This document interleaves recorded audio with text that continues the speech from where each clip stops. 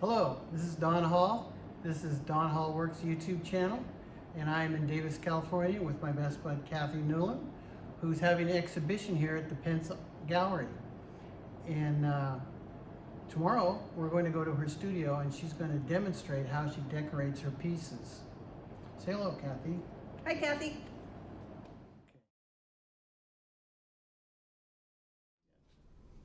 Okay, so we're back in Cathi's studio now. The reception last night was a huge success, and Cathi's going to show us how she decorates some of these pieces. Well, I thought I'd talk to you today about the thing that really makes my pieces pop. And my technique is a little different from something you might be familiar with, because I work on greenware and I single fire. And so I've got a couple of challenges that I have to come over. You guys are probably familiar with taking a bisque piece and decorating it, and then one of the final processes, or maybe one of the first processes, is to put a dark underglaze on and then wipe most of that off so that it just kind of goes into the crevices and highlights the texture of the piece. And like on one of these finished pieces, it really makes a difference. My challenge is that because I single fire and because I'm working on greenware, you can't really go in and take a wet sponge and start wiping off. You're gonna wipe away the clay. So I had to figure out a way to be able to do that. My reasons for single firing are pretty much selfish. I'm lazy and I'm cheap and I'm really impatient. So that's why I single fire. I just don't like bisque firing. So what I've done here is I've taken the piece and I've gone ahead and formed it and then done the underglaze decorations on the raw clay that I wanted to do. There's spotting, I've done a little airbrush work, and now it's time to do the part that makes it pop, which is to take the black underglaze and put that on and then wipe it back. So the first thing I have to do is I have to put a resist on the piece that will resist that will protect the clay, the surface underneath, but still allow any glazes or underglazes I put on over it to stick and adhere. If you use a wax resist, nothing will adhere to it. So what I found works really good for me is using a spray or a paint on shellac.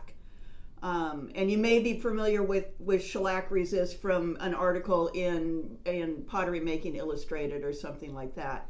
I use it in a little different way, so I'm going to show you that.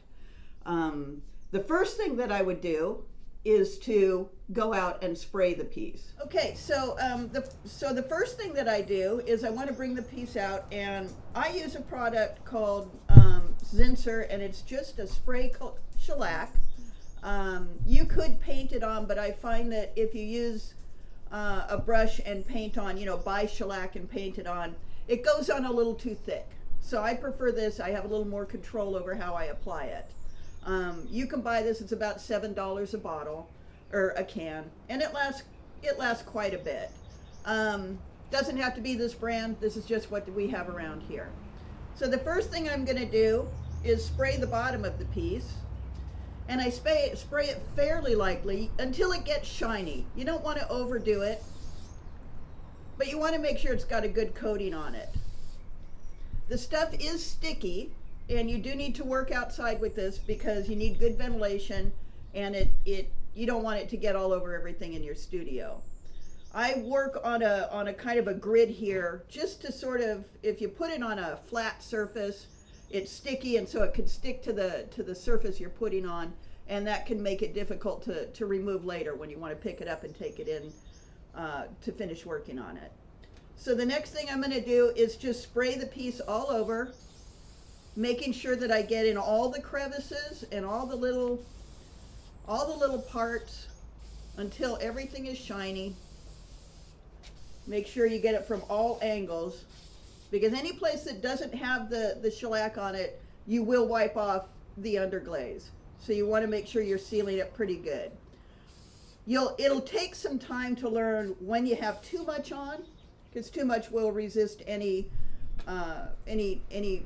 treatments you do to it after this. So you just have to play with it a little bit and you'll get to know it.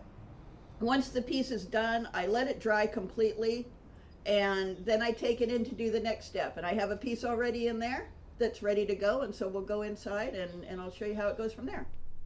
Okay, so I have a piece in here that I've already sprayed. The shellac is dried, and so now I'm ready to start applying the underglaze. I like velvet underglazes, but you can use whatever you want. I assume it'll work the same. I like to use a fairly stiff brush because it lets me get into all the little crevices on the piece and make sure that I'm really, getting the black in where I want it. And so you just start painting it on and dabbing it into all the little crevices. You don't have to be particularly careful. Anywhere that you think you want to put the underglaze, you can, that you want it to be darker, you can. And just kind of remember, for me, I'm single firing, but unless you glaze over all of this, you can always go back and add more if you take off too much. So I'm getting it in the mouth, I'm getting it in all the little wrinkles. It's really important to get in the eye crevices and all those things that you just kind of want to add definition. Even subtle things like these little eyebrow things that are just sort of the topography of the piece, because some of that will stay on and it just adds a little bit of life and it adds a little more definition and depth to the piece. And so I'm not going to do the whole thing, but you see the stiff brush is really good for getting in there. Now I have a piece already done that once I get the underglaze on, I want it to dry really good because it's going to act differently when it's dry and be a little more, you can be a little more precise on taking it off. So I'll set this piece aside and let him dry. And then I have a piece that I have already done and the underglaze on him is dry. I'm going to close that up because otherwise I will spill it all over my table. And now we're going to start wiping back and taking off a lot of this underglaze and leaving it just in the places that we want to define. I use a couple of different things to do that. You want nice clean water, and you may have to change the water often because as the water gets pigmented from the underglaze that you're rinsing off, it can transfer back onto the piece and kind of muddy it. So to start with, a nice, fairly stiff sponge is good. There are places where it's going to be difficult to get in, and the main thing is to rinse a lot, use a lot of water, don't apply a lot of pressure because you will take that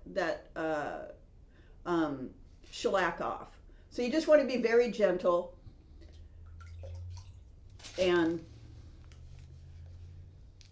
start wiping off the underglaze.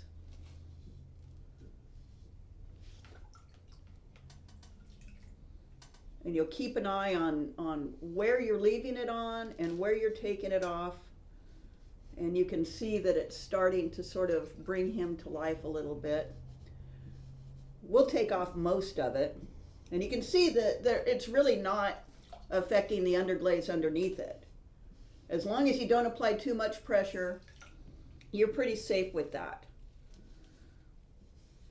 Now, I don't typically apply an overall glaze to the pieces after I'm done. I like the bare underglaze effect. But I do apply a clear glaze to the eyes, sometimes to the horns or some other parts that I want to emphasize. And I don't seem to have a problem with the glaze sticking to that. I don't think that I would brush or dip this whole piece. In fact, I'm experimenting now with applying the glazes, then putting on the resist, and then going back over and putting the underglaze on last to see if I can kind of get those effects on glazed pieces and still not have to bisque, because who wants to do that? There are going to be places in here, and you're just going to keep going in until you remove everything that's not the underglaze you want. But there are going to be places that you're going to see in here where it's difficult to get in with a larger sponge. And I find that one thing that works really good is these little sponge brushes.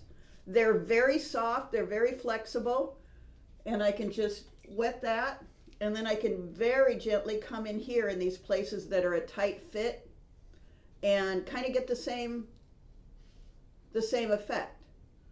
What I'm always keeping in mind is that I'm not using much pressure and that I'm being pretty aware of where I'm taking the underglaze off. This is a great place. The little tails here with the curve, that's a great place to come in with the sponge brush. If you're working on greenware, you don't have to be nearly this delicate, but because I'm working on greenware. One other thing is that you can layer these underglazes in this way. So this piece here, I sprayed on the shellac, and then I came in and put on a red underglaze, and then removed the red underglaze and left little bits of it around. Now I could go in with the black and go spray them with shellac again, go on with the black, and maybe take more of the black off so that I can get some layers of depth in different colors that I might not get.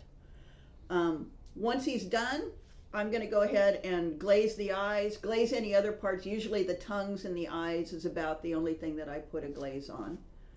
Pop him in the kiln, and when he comes out, he's going to come out like this guy. That's how I do this technique, and it works for me. I hope it works for you, and I'll just say that take the advice of my first ceramics teacher, and if you want to know what happens when you try something, go ahead and try it and see what happens. Yeah, that's great advice, Cathi. And I get so many questions, and my answer always is, well, try it and let me know what happens. Let me know how it worked out for you. And so thanks a lot, Cathi. That was really, really good. Go home and try it yourself, Don.